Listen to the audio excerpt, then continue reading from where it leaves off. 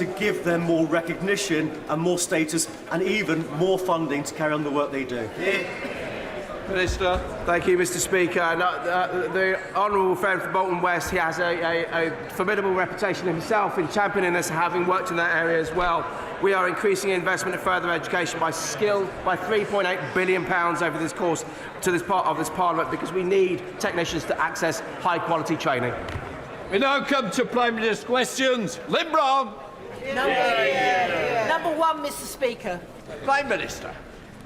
Mr. Speaker, I know the whole House will want to thank the emergency services for their ongoing response to the shocking incident in Nottingham yesterday. Our thoughts are with those injured and with the families of those who lost their lives.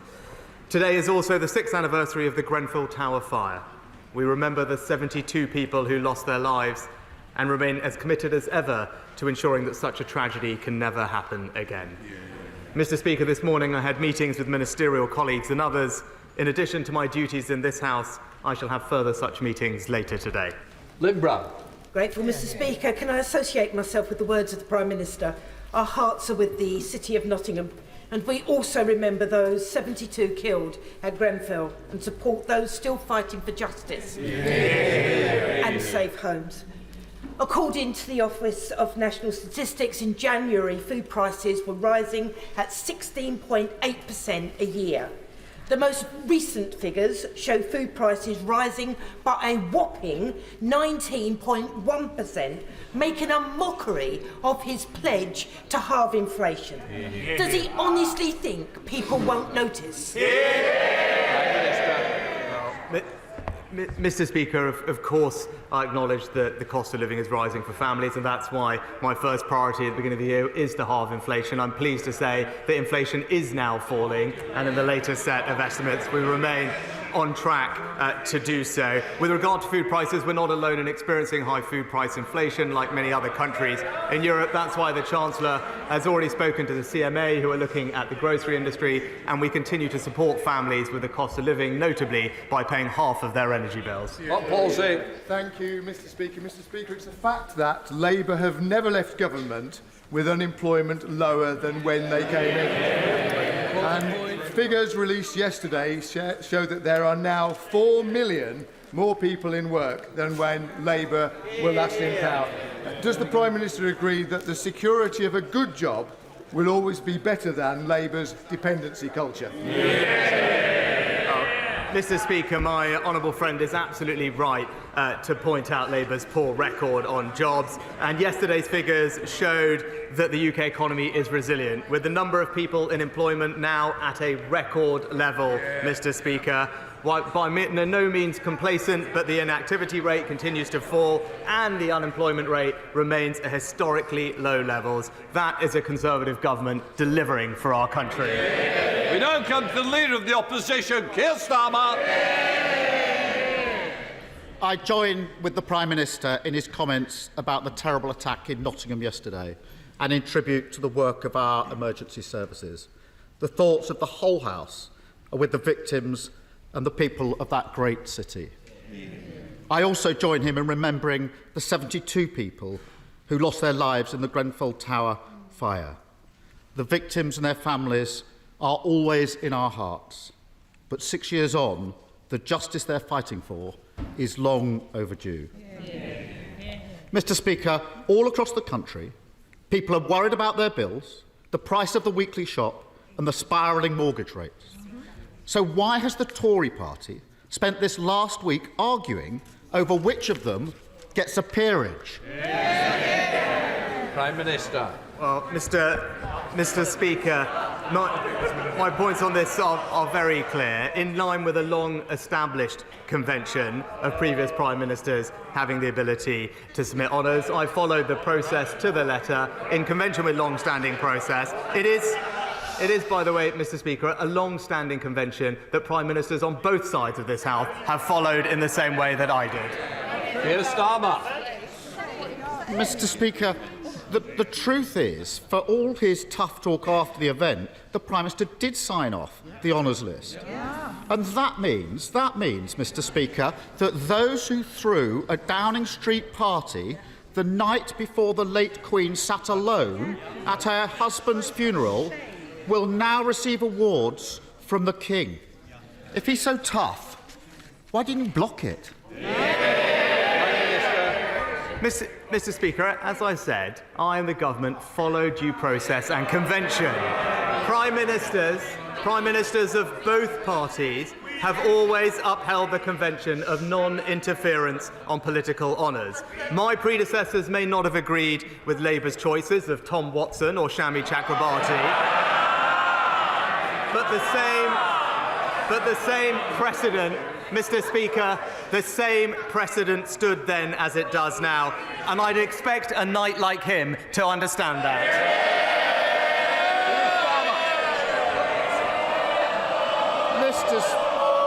I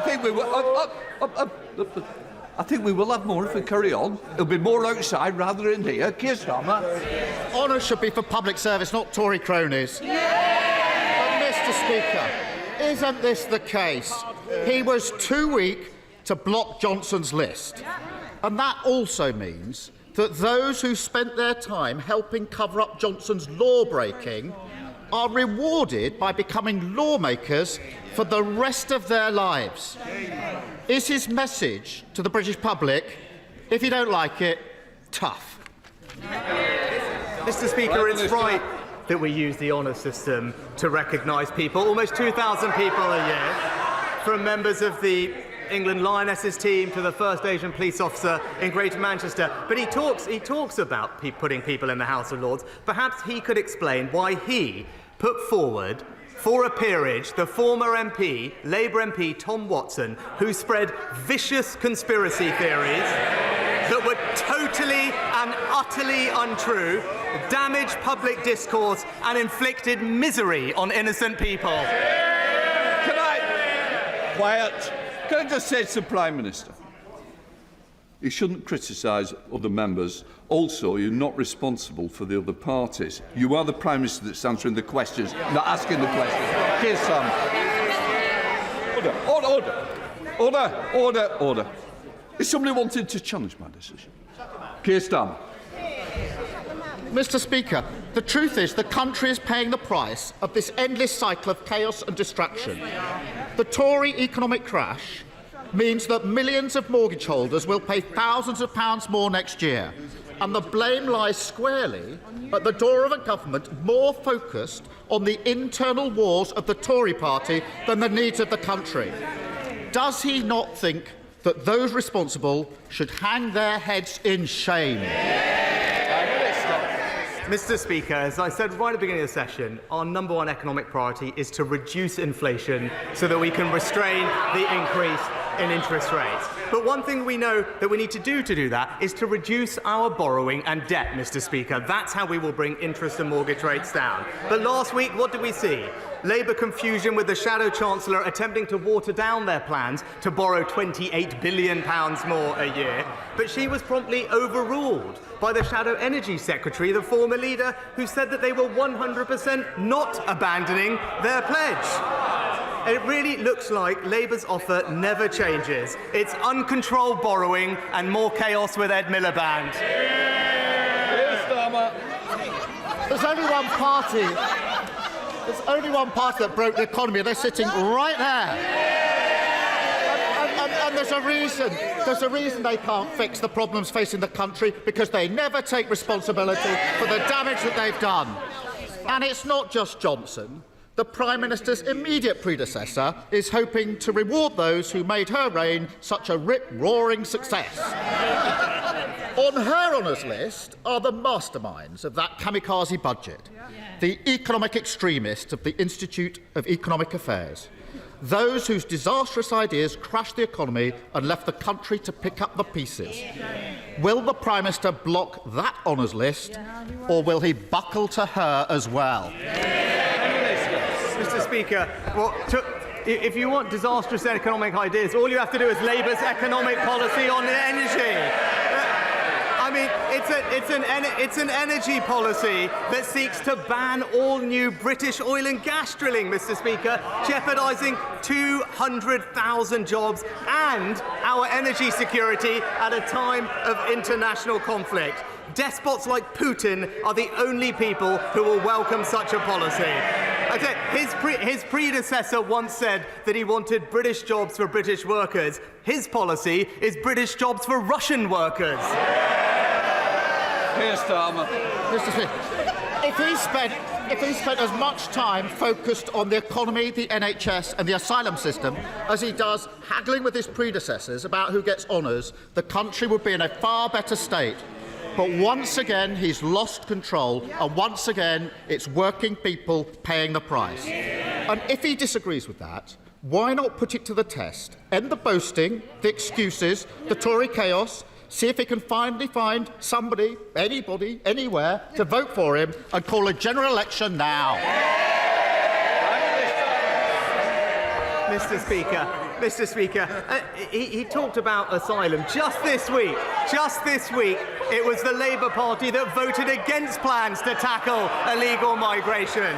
Just this week, it was the Labour Party that voted against plans to tackle disruptive protesters by their funding eco-zealots, Mr. Speaker. But we're getting on and delivering for the country. We're delivering record employment and the fastest wage growth in years, Mr. Speaker. It's clear only the Conservatives are going to deliver for the people of Britain.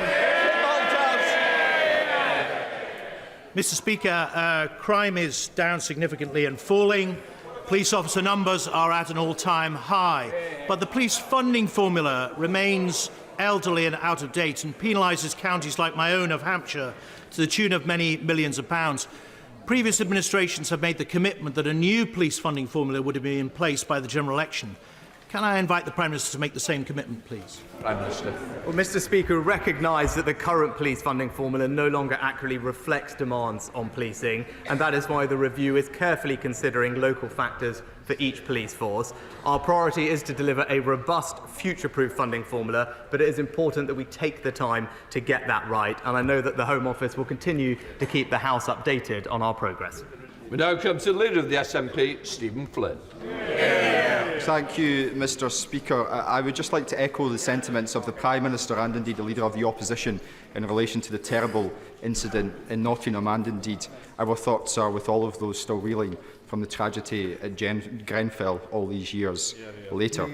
Mr. Speaker, during his ill-fated leadership bid late last summer, the Prime Minister warned of the perils of mortgage rate rises. Indeed, he stated, and I quote, "It's going to tip millions of people into misery, and it's going to mean we have absolutely no chance of winning the next election."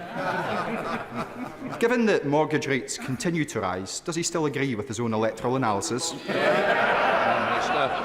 Mr. Speaker, which is absolutely why our economic policy sets as our #1 priority to reduce inflation and thereby bring interest rates, which, by the way, Mr. Speaker, have also risen in pretty much every developed economy around the world, more so in places like America and New Zealand, similar in other countries as well, like Australia. But it is important, in order to reduce inflation, that you do need to have control over borrowing, Mr. Speaker, which is why we, unlike the party opposite, are disciplined with regard to the public finances. But these are the issues that we should be focused on. I saw that the SNP yesterday, Mr. Speaker, had a meeting to discuss their future, but the only thing they managed to decide was that they should send Nicola Sturgeon some flowers.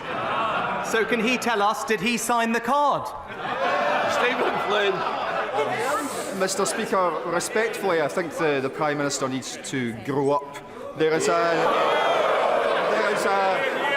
an elephant in this here chamber when it comes to the dire economic circumstances facing the UK, and that's Brexit. The Tory benches, they don't want to accept it, and the Labour Party, they don't want to talk about it. But whether it's food prices, energy prices, or indeed mortgage prices, households in Scotland are being shafted by Brexit. So can I ask the Prime Minister, will he apologise for the cycle of misery that Westminster has caused? Prime Minister. Mr. Speaker, while his party leader calls Nicola Sturgeon the most impressive politician in Europe, we are getting on delivering for the people of Scotland, Mr. Speaker, paying half of their energy bills, making sure that pensions rise, making sure that there's direct support for those who need it with the cost of living, and crucially, ensuring that we secure over 200,000 jobs by supporting Scotland's North Sea oil and gas industry, something opposed by his party. Carl McCartney. Good afternoon, Speaker. Lincoln will soon benefit from £20 million worth of levelling up funding to deliver a traffic bridge over the railway to stop the city being permanently gridlocked by the Labour City Council's huge Western Growth Corridor housing development. This is truly levelling up for areas of the North in action. Will my right honourable friend affirm his commitment to my Lincoln constituents and businesses that he and his government will continue to help level up Lincoln and other areas in the north of our great country? My honourable friend is a fantastic advocate for his constituents. I'm glad that he and Lincoln City Council were successful in their £20 million levelling up fund bid. The scheme will see 2 new bridges built across the railway line, improving access, reducing congestion. I very much look forward to seeing these plans progress, and he and I both share an ambition to make sure that we level up not just in Lincoln but across the country. Neil Hanby. Mr. Speaker, the Leader of the Opposition recently ventured out of London visiting my constituency to deliver a one-nation British Labour vision of Scotland. However, he neglected to mention that he intends to continue London's plunder of Scotland's vast energy wealth, just like the Tories, continuing the economic vandalism of Brexit, just like the Tories, and deny Scotland's right to self-determination, just like the Tories. So perhaps the Prime Minister can tell me which London party leader is the greatest threat to Scottish democracy? The Tory to my right or the Tory to my left? Prime Minister. Mr. Speaker, I apologise because I didn't hear fully the honourable gentleman's question, but I did. From what I could gather, I think he probably agrees with me that the Leader of the Opposition is not the right person to lead our country. Theresa Villiers. Really worried about the cost of living. Will the Prime Minister agree that it is completely wrong for Labour to be introducing new ULEZ driving Prime Minister. Well, Mr. Speaker, my right honourable friend is absolutely right to raise this important issue. While we are getting on providing significant support to families with the cost of living, the Labour Mayor of London, to whom transport has devolved, is busily putting it up, imposing the ULEZ charge against the overwhelming views of residents and businesses. It is disappointing he is not listening to the British public and the public in outer London, but what's even more, his plan to raise costs on working families is totally backed by the Leader of the Opposition. Kim Johnson. Thank you, Mr. Speaker. Prime Minister, new data from the End Child Poverty Coalition and Loughborough University has shown that your government's austerity measures have plunged 4.2 million children into poverty, 70% of them in working households. In Liverpool Riverside, 42% are living in poverty, up 7% since 2015. So can the Prime Minister commit to scrapping the cruel and ineffectual two-child limit to lift 250,000 children out of poverty and meet with anti-poverty organisations? Mr. Speaker, I'd just like to gently point out to the Honourable Lady that there are, in fact, 400,000 fewer children in absolute poverty than in 2010. And we also know, Mr. Speaker, that work is the best route out of poverty for families. So with employment, as we saw yesterday, at record levels, I'm pleased that there are now over 600,000 fewer children in workless households in 2010. On the specific policy that she raises, it actually ensures fairness, Mr. Speaker, by asking families on benefits to make the same financial decisions as families supporting themselves solely through work. Thank you, Mr. Speaker. Mr. Speaker, earlier this week, the all-party group on coalfield communities published our report into next steps in levelling up the former coalfield communities, which I know the Prime Minister has received a copy of his in the inbox. As a proud MP for Newcastle-under-Lyme, I'm delighted with the funding that we've had from government through the Future High Streets Fund and the Town Deal, but there's always more to do. So will the Prime Minister commit to reading our report, carefully considering our recommendations and working out what more we can do to level up our coalfield communities across the whole of the United Kingdom? Prime Minister.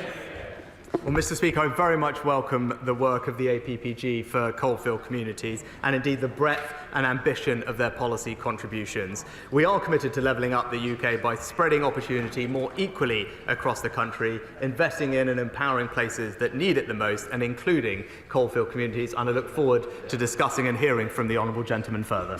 Wendy Chamberlain. Thank you, Mr Speaker. My vulnerable constituent, whose finances are held in trust, was wrongly billed £4,000 by two energy companies that now no longer exist as a result of the energy market crisis.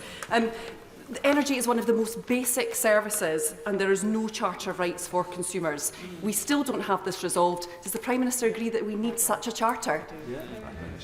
Mr Speaker, I'll happily ensure that the appropriate minister writes the Honourable Lady with a specific response on her constituents so we can try and resolve that issue. Gary Sambrook. Mr Speaker. Recently, the Independent Regulator for Social Housing issued a notice against Birmingham City Council for the state of its social housing, with 23,000 homes not meeting the Decent Home Standard, over 17,000 homes not receiving asbestos checks, over 15,000 houses not having electrical safety checks, and over 1,000 homes not having fire risk assessments.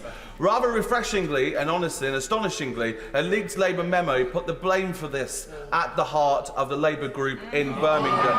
And so, does the Prime Minister agree with me, Mr Speaker, that it's time that we have serious intervention in Birmingham to make sure that people can have decent homes to live in? Mr Speaker, the failings identified in Birmingham are wholly unacceptable. The Regulator for Social Housing has made clear that Birmingham must take immediate action to address those issues and will be monitoring the Council's progress closely. I also understand that the Secretary of State has requested a meeting with Birmingham City Council and will be holding them to account. Fabian Hamilton. Mr Speaker, Ilkley Homes builds thousands of modular houses every year in its factory near Leeds, many of which are completely carbon zero, meaning no bills at all for residents. But today, it is facing the prospect of collapse, putting 4,200 future homes and 1,500 current jobs at risk. Now, given that the Home Builders Federation says new housing units could drop to just 120,000 next year, does the Prime Minister now accept that his government's scrapping of housing targets was the wrong decision?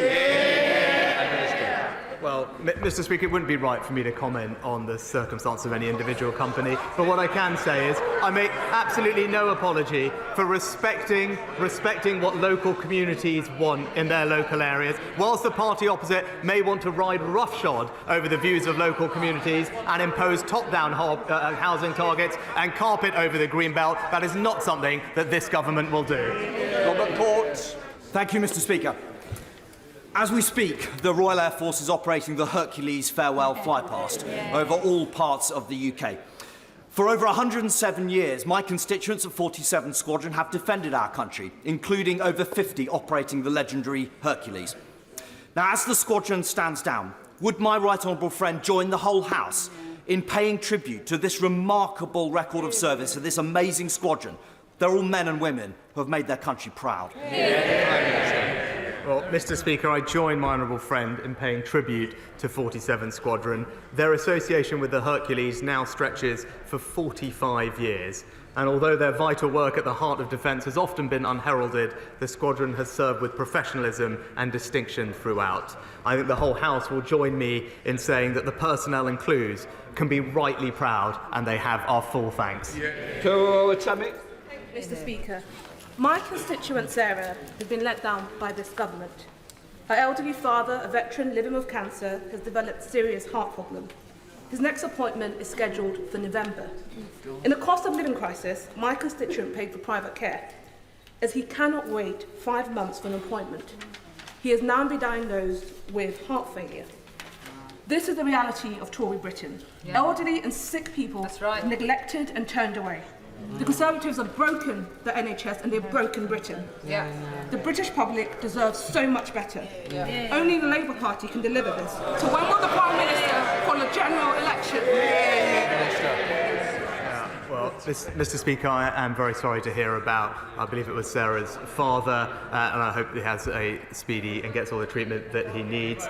With regard to the NHS, Mr Speaker, we're investing record sums in the NHS, but also with more doctors, more nurses, more diagnostic scans to identify cancers earlier, and with elective surgical hubs to get the wait lists down. We're starting to see progress, having practically eliminated those waiting 18 months, but there is more work to do, Mr Speaker, and I'm pleased pleased that the NHS is fully supporting our plan and getting on with delivering it for people.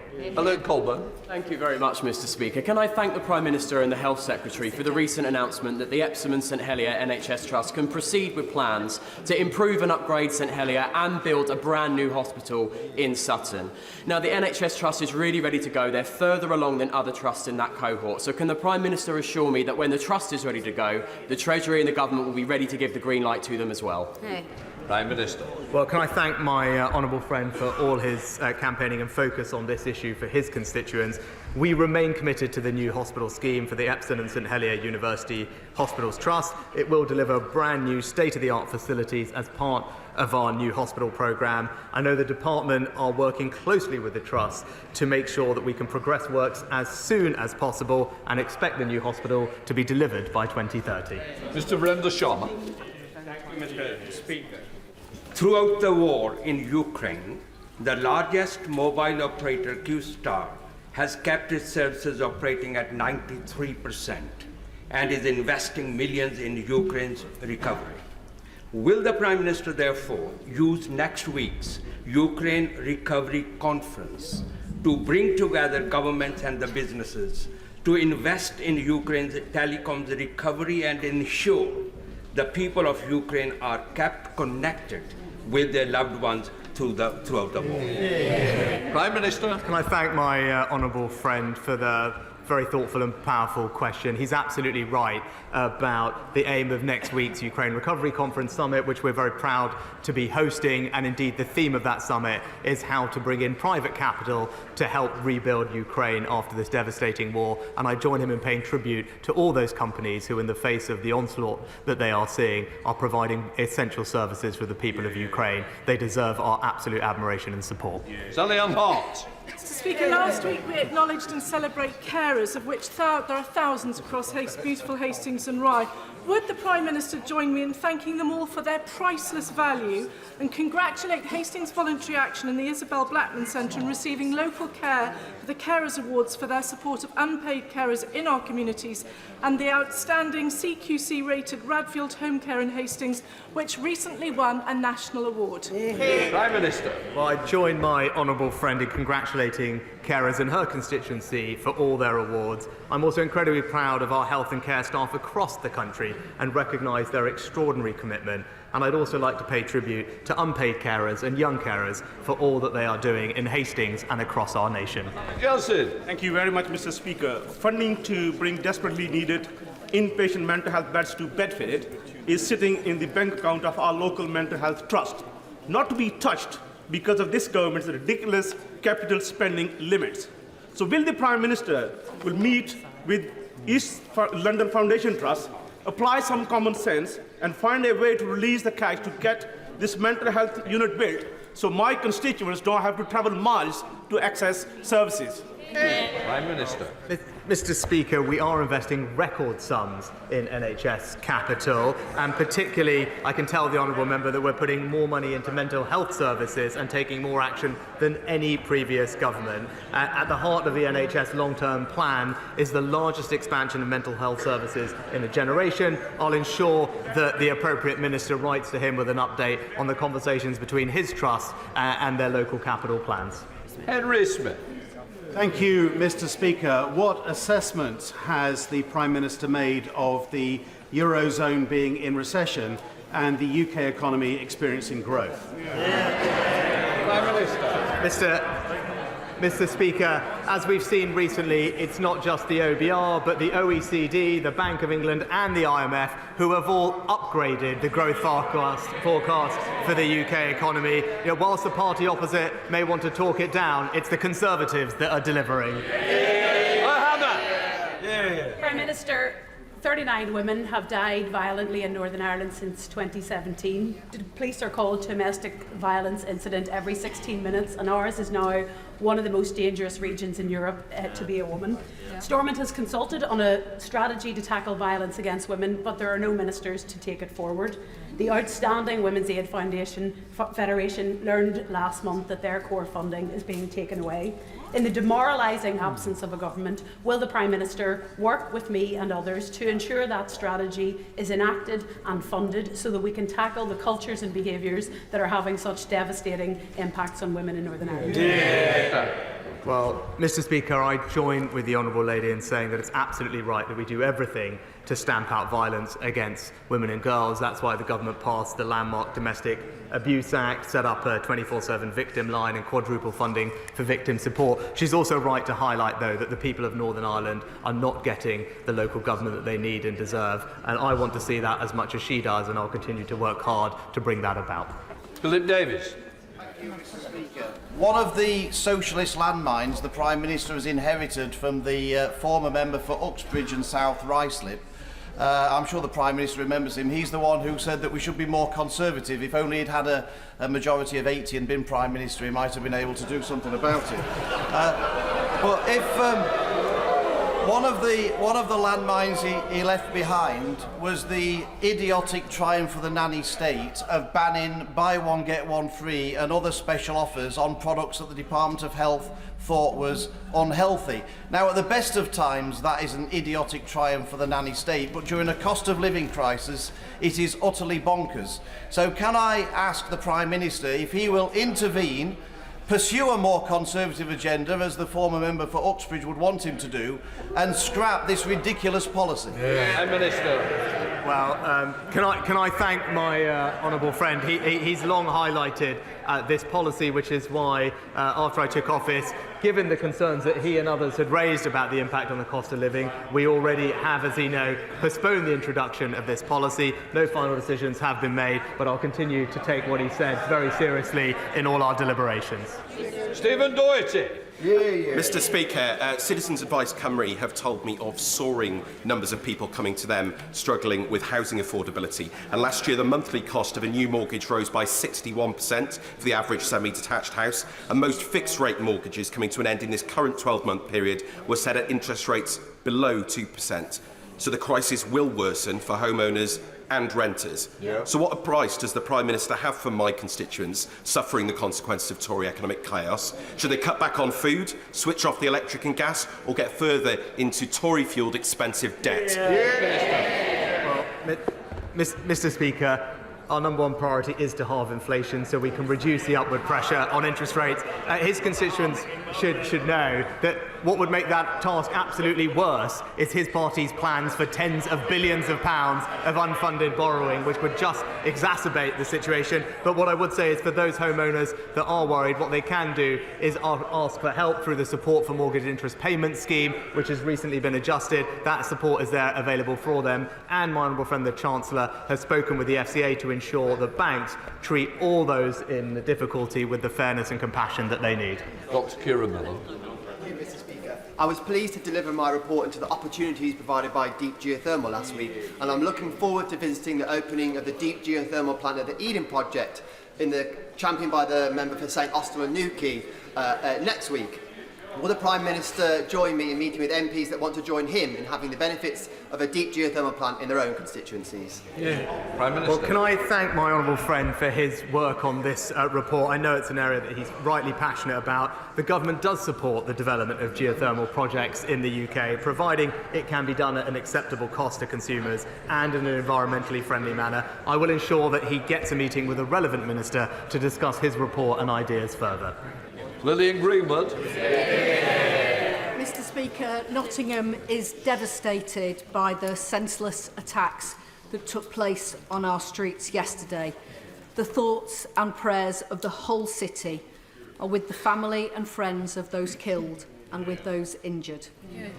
It is absolutely heartbreaking to see the pictures of University of Nottingham students, Barnaby and Grace, whose young lives, so full of potential, have been tragically cut short.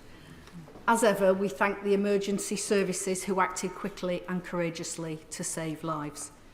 Will the Prime Minister ensure that his government provides the police, the universities and others in our city with everything that they need to support our constituents following these horrendous events? Minister. Mr. Speaker, like the rest of the country, I've been moved by the heartbreaking tributes from their loved ones. This is an extraordinarily difficult time and every parent's worst nightmare. The hearts of the whole country are with the families and all those who have lost their lives. As the Honourable Lady will, I'm sure, understand, I can't comment further at this stage, given there's an ongoing situation, but the Home Secretary will be making a statement after Prime Minister's questions. Final question, David Simmons. Thank you, Mr. Speaker. Mr. Speaker, my constituents in Ickenham and South Hayfield benefit enormously from the work of the police based in the nearby Uxbridge police station, which only remains open because of the campaign by the Conservative-led council to stop the Mayor of London from closing it down. Does my right honourable friend agree that as we invest in more police, those police need good local police stations to work from? Prime Minister. Mr. Speaker, I think my honourable friend put the point very well. Whether it's campaigning to keep open their local police station or indeed opposing the ULEZ charge that would put up costs for hard-working families, it's the Conservatives in Uxbridge that are delivering for their community. That completes Prime Minister's questions.